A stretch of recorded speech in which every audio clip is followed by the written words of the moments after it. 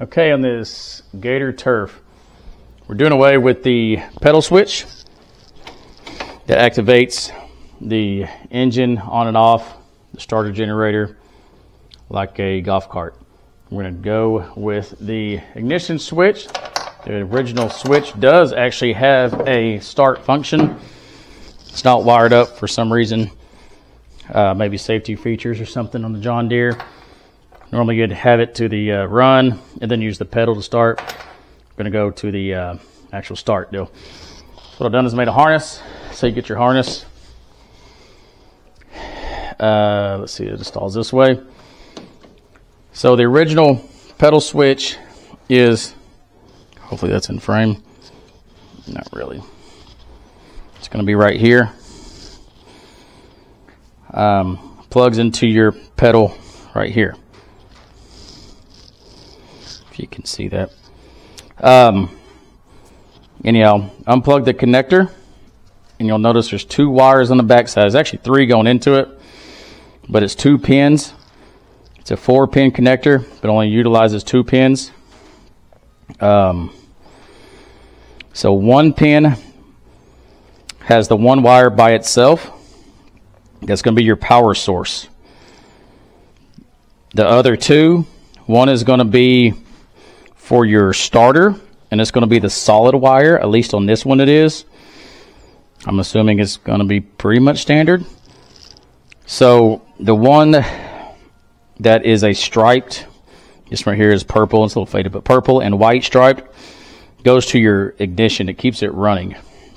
So it has to have 12 volts going to continue to run.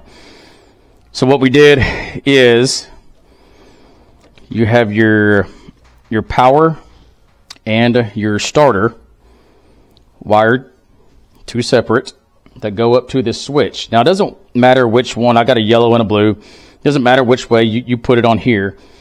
And there were 2 empty terminals on this original connector. You can see where my yellow went in right here, which actually goes to the S2. The secondary one is the blue, which goes into the S1. It doesn't matter, once again, if you do S1, S2 with blue, yellow, it doesn't matter, because all it does is just close the switch. It doesn't matter which way those wires are oriented. The secondary one is the third one is going to be your power source.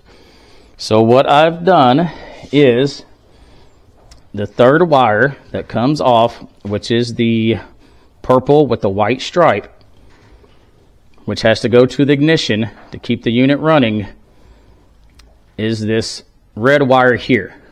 So this red wire, it has to be tapped in to, see mine, well, this is the extra one. I'll show you that here in a moment. The red one ties into the A, accessory position. So when the key is on, the ignition is on. So you tie it into the A spot of the switch. This one right here is yellow. I'm sure they're all yellow. All the ones I've seen are yellow. You tie it in there, and actually that one's yellow and white stripe. I'm sorry, yellow and red stripe. But regardless, to the A position of the switch. This is my red wire that, like I say, in turn comes down to this one here. So on this harness, I've made it to where you can plug it into your switch. Well, the top of the switch is here. This is going to be a little messed up video, but regardless, you would plug it in here and here. Now, this is not zip tied or secured. I am going to secure this. Unfortunately, I don't have a terminal in for this. But we're going to plug that in, and then you would splice that into your wire that goes to your ignition to keep it running. And then in turn, you would run this wire harness up here. And in the back of this connector, you will shove these in through the original connector.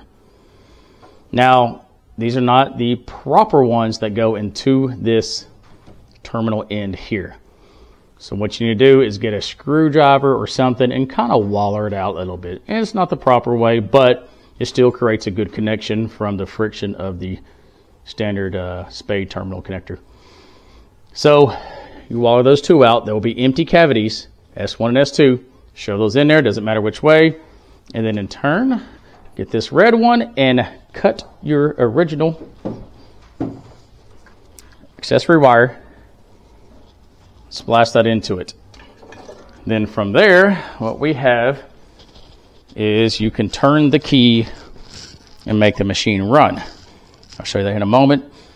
Now this machine is not originally designed to keep running at an idle, so what I had to do is adjust the idle screw a little bit. Screw it in, which in turn opens the butterfly a little bit. And this one right here, I want to say it was like 1.5 turns, roughly 2. You're going to have to play with that to find a good RPM range for an idle. So I'll show you. So we're going to have the key. Here's your run. I just went to start. And it will die.